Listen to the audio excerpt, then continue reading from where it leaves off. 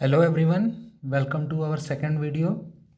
इस वीडियो में हम ट्रिग्नोमेट्री को कवर करेंगे और ट्रिग्नोमेट्री में पर्टिकुलरली हम क्वाड्रेंट के कंसेप्ट को क्लियर करने वाले हैं।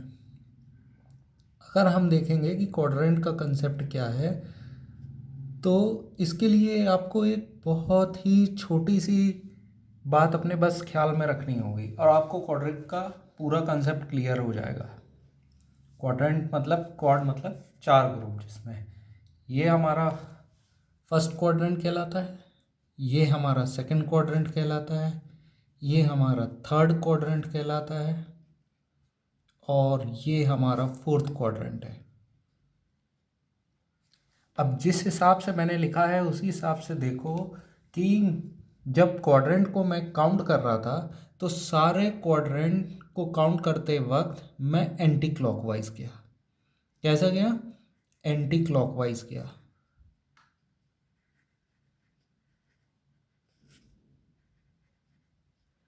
तो एंटी क्लॉकवाइज गया तो इसका एक बहुत ही इम्पोर्टेंट प्रिंसिपल है। क्या है वो इम्पोर्टेंट प्रिंसिपल ना कह के हम एक नोशन की तरह उसको ले सकते हैं कि हम जब भी एंगल मेजर करेंगे तो हम उसे पॉजिटिव एक्स एक्सिस से मेजर करेंगे।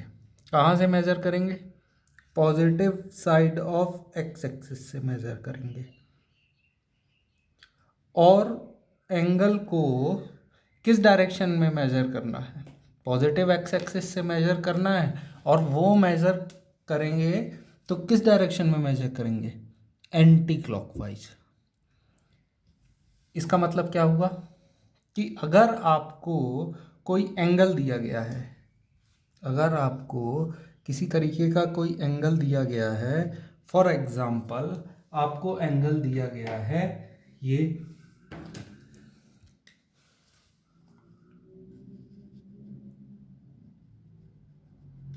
तो आप किस एंगल को मानोगे? आप किस एंगल को मानोगे? क्या आप इस एंगल को मेजर करोगे या फिर आप इस एंगल को मेजर करोगे? सीधी सी बात है, हम इस एंगल को मेजर करेंगे। क्यों? क्योंकि मैंने बोला था ये वाले एंगल को मेजर करेंगे, इस एंगल को नहीं। उसको भी मेजर कर सकते हैं लेकिन वो अलग केस में। अभी हम जब भी क्वाड्रेंट का कंसेप्ट पढ़ेंगे तो हम इस एंगल को मेजर करेंगे। कैसे? मैंने अभी बताया है। Positive side of x axis क्या है? ये। और आपकी लाइन गई है इस साइड, तो पॉजिटिव एक्स एक्सिस से आपको एंटी क्लॉकवाइज जाना है। तो हमारा नंबर 1 कंसेप्ट है। अगर मैं आपसे बोलूं कि कभी भी आपको क्वाड्रेंट में याद रखना है या कहीं भी एंगल कैसे मेजर करेंगे, तो हम हमेशा positive side of x axis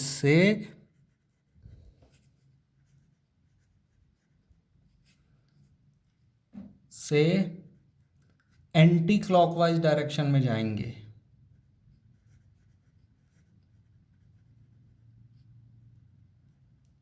positive side of x axis से एंटी क्लॉकवाइज डायरेक्शन में जाएंगे एंगल को मेजर करने के लिए। तो अगर मैं एक और एग्जांपल दूं, ये आपका हो गया एग्जांपल 1। अगर मैं एक और एग्जांपल देता हूं आपको कि सेकंड एग्जांपल क्या होगा, है ना? मान लीजिए आपकी ये लाइन है, मैं बोलता हूं ये है, ठीक है? ये है, लाइन है आपकी। अब आप इसको एंगल बताओ, तो आप एंगल कौन सा मेजर करके बताओगे? ये आपका पॉजिटिव एंगल होगा। देखते ही साथ आपको समझ में आ जाएगा, ये एक्यूट एंगल होगा और ये ऑब्ट्यूज एंगल होगा। अब इसका एप्लीकेशन देखिए कि किस तरीके से हम इसको क्वाड्रेंट में अप्लाई करेंगे, ठीक है? तो ध्यान से देखिएगा कि अगर अगर हमारा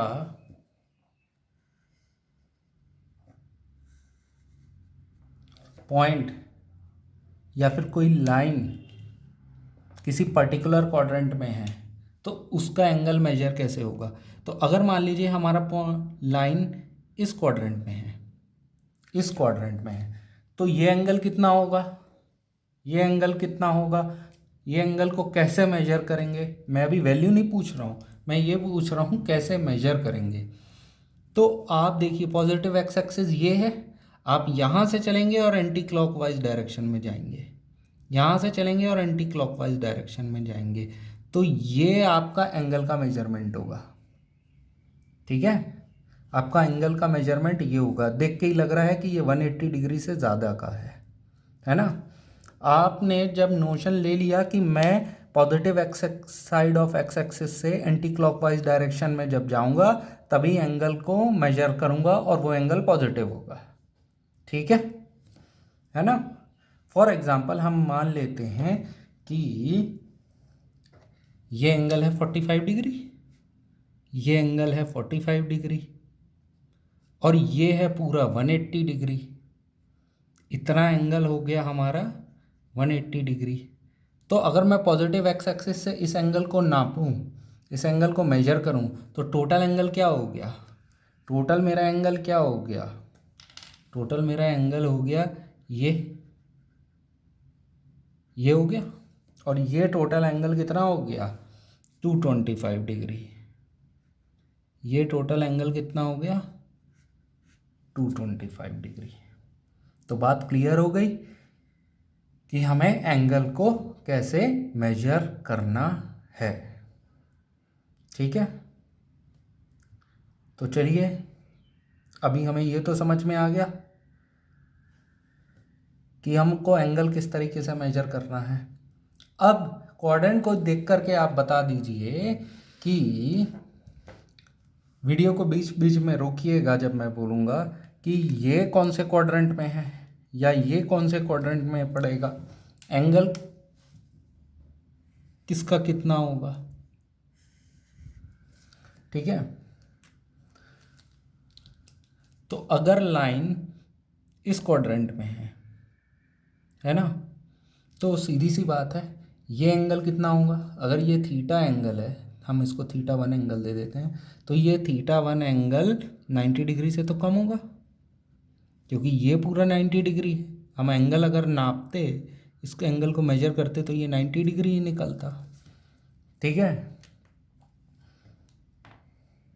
अगर हम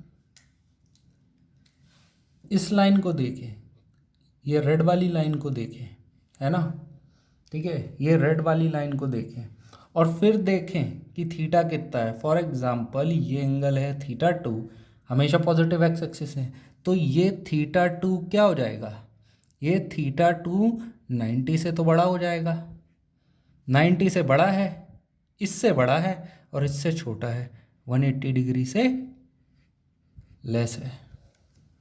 समझ में आया आपके, थीटा 90 से बड़ा है और 180 से छोटा है। अब मैं थर्ड एंगल देख लेता हूँ। अगर मेजरमेंट ये लाइन का मैं देखूँ, तो इस लाइन का भी एंगल मुझे कैसे मेजर करना होगा। इस लाइन का भी एंगल मैं यहाँ से ऐसे घूम के आके मेजर करूँगा। ये θ3 दे देते हैं इसको, तो इसका देखेंगे कि यहाँ से यहाँ तक तो 180 है, तो ये 180 से तो बड़ा हो गया, तो θ3 जो एंगल है 180 से तो बड़ा है।